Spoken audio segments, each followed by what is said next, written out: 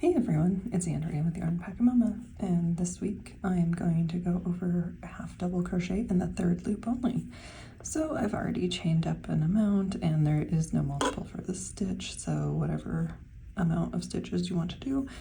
And then I've worked half double crochet stitches all the way back across, so into the second chain from the hook.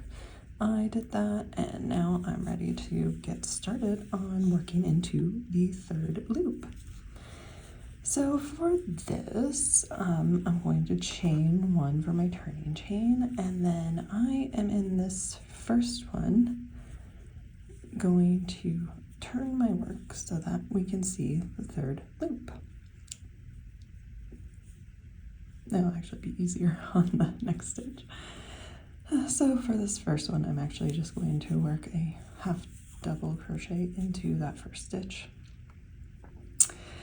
And you'll see that there are 3 loops that have resulted to make this stitch, and that's what we're going to be working into. So for the third loop, it's easiest to see when you turn your work. So you have the V on top, so you have 1, 2, and then this loop right here across is the third loop. And I'm going to insert my hook into that. And I'm going to yarn over, and then I'm going to complete my half double crochet.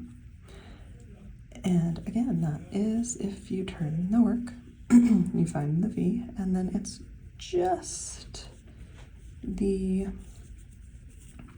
loop right below, right beneath this V. And they can be hard to see sometimes. That's why I like to turn my work. But it's just this horizontal loop that you will be working into for the third loop. And I'm going to go ahead and continue working along. You can absolutely work into the third loop at the beginning of the row.